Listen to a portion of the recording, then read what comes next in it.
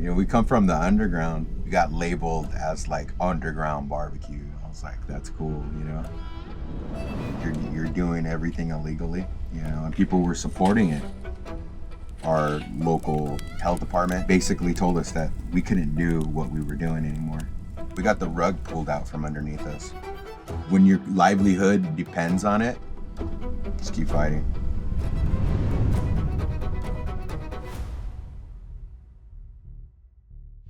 The brisket, it's the pectoral muscle. It's one of the most toughest pieces of meat that you can cook in barbecue. It's the muscle that actually holds up the animal. But Central Texas style barbecue was mainly German and Czech influenced. It was a way of preserving meat that was spoiling in a lot of the old German, Czech butcher shops. Yeah, kind of like making that meat last longer. And the pepper is what helps the bark form on the brisket. And what we were trying to achieve is like this really juicy, black, shiny piece of meat that looks really delicious and enticing. You know, I could always tell when a brisket's done cooking because of the way it smells. To me, it smells like chocolate, like warm brownies, like, you know, when you know brownies are done because you can smell them. The same thing with brisket. Being a pit master, that's what you're doing. You're mastering your pit, and they're all different. They all have their own personalities. That's a time where you can pretty much figure out anything that you have going on in your life. You have to spend that time with you and the fire to see how it breathes and how it eats, and to realize that it's alive. It teaches you how to be patient. You're on its time.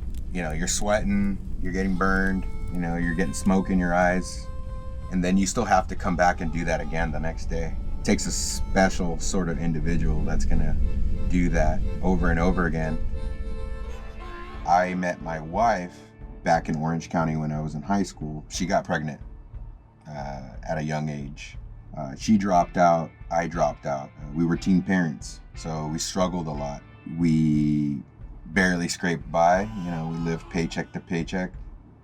I just loved gathering people together and cooking, looking back that we were preparing ourselves for these gatherings and cooking for big groups of people. My wife would be like, oh, these people are just coming over and they're just mooching off of us and this and that, you know. Finally, she was like, hey, we got to start charging for this. So it was her idea, really. We had our first pop-up in 2017, late 2017, in the backyard of our first home in Garden Grove. Most of them were just friends and family. We had people show up that we didn't know. It went on like that for quite some time until we actually got in trouble. We got popped. We had like this raid done on us, and it was City of Garden Grove and the Orange County Health Department. And they basically told us that we couldn't do what we were doing anymore. The hardest thing was the offset smoker. It wasn't approved for food use. I went back and typed out some documents, try to, you know, argue my case on why this would be a safe way to do it, and I had to write all the procedures. We got an answer back, and that was, okay, well, if you can get somebody to build this apparatus with these specifications, then we will allow it. We then went to our builder and then had the smokers built the specific way, and then we became the first in the state to have an offset smoker approved for food use. If you love exploring authentic SoCal food and culture like the show you're watching right now, hit the like and subscribe button so you don't miss any of our new videos. Evan. Yeah, brother. Hey, good morning. Nice. Yeah, great to see you. How you doing, brother? Good to see you. Yeah, man. Welcome. Thank you, thank you. The Ecology Center is a regenerative organic farm here in San Juan Capistrano. One of the biggest things that they do for the city is provide education for all ages. Yeah, I love coming out here. Yeah, beautiful day. You got such a hard job. Well, we're all doing the good work, you know? Yeah. You know, putting the culture back in the agriculture, as we like to say. Yeah, absolutely. But no, we're lucky to be here. This is a 28-acre paradise. It is.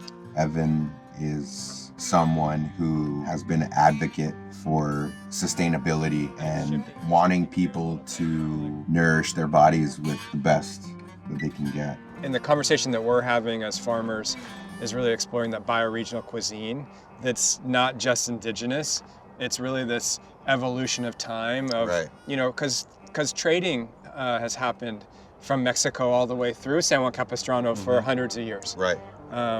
You know, the Spanish came in the 1800s, but before that even. So the milpa has a strong anchoring here. We grow the milpa, the traditional corn, beans, and squash, you know, for a lot of reasons, not just to preserve the past, but really to bring culture into the future.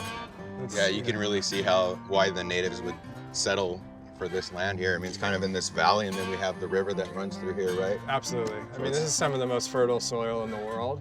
And so this watershed, this San Juan Creek watershed that connects the Saddleback Mountain or Calapa, as the Ahachman say, all the way to Doheny, it's pretty epic.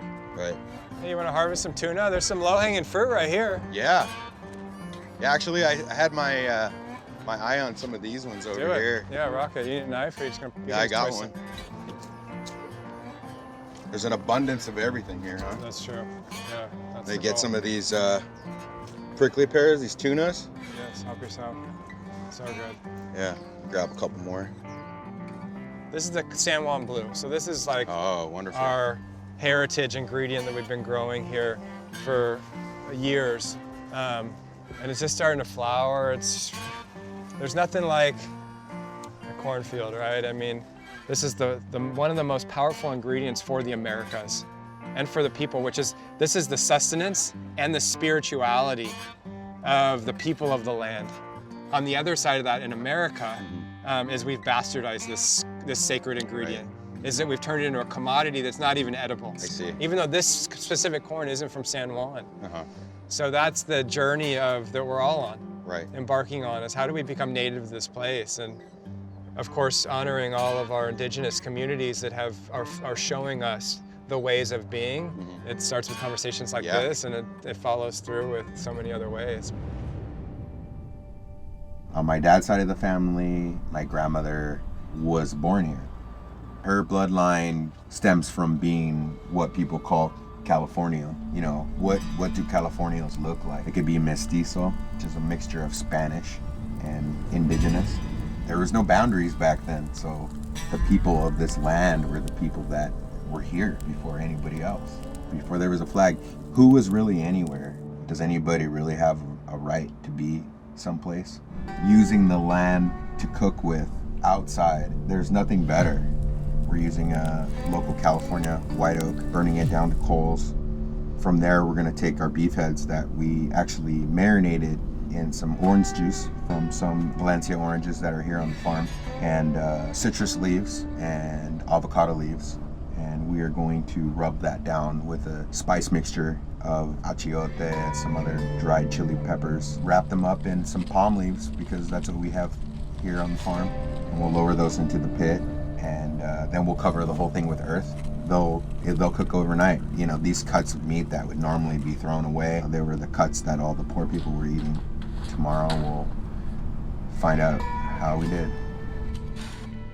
I think that's a wrap. We're just gonna let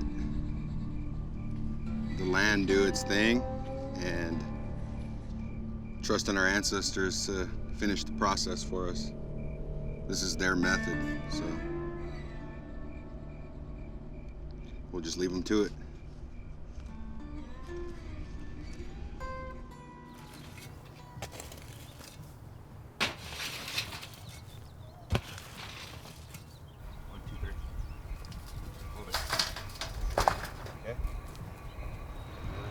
As long as it doesn't combust right now. There it goes.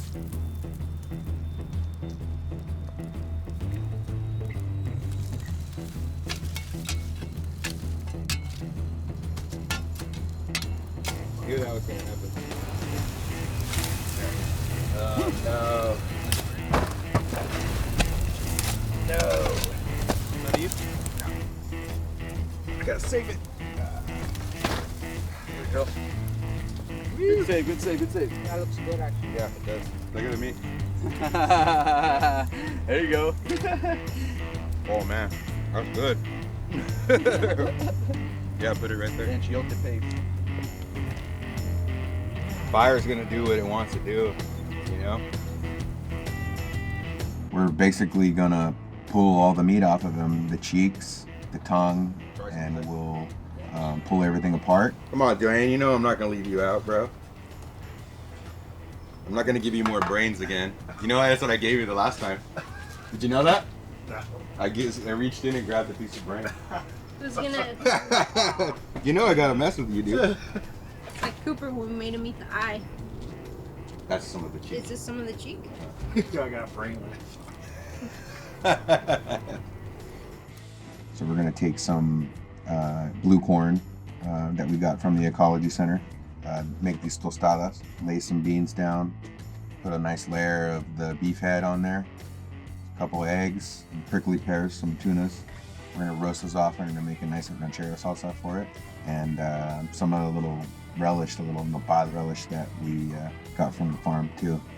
Hit it with a little bit of queso fresco. You know, that's a ranch meal right there, right? And after all this hard work, that's something that we deserve. I love the cabeza.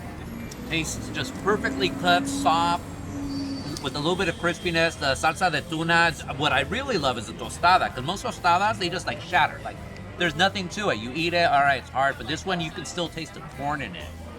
And it's a tiniest bit soft in the inside, so Danny never messes up.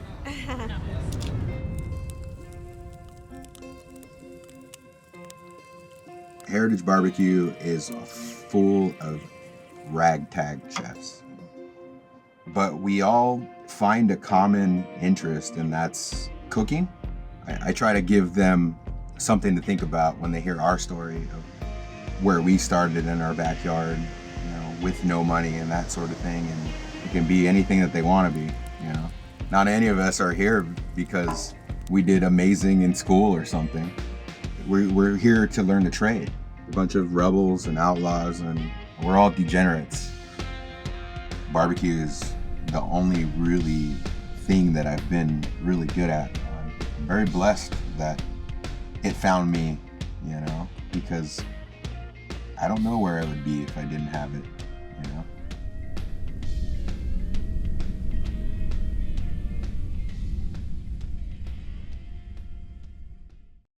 I hope you enjoyed watching this episode of Rebel Kitchens as much as we enjoyed tasting all the dishes that went into it.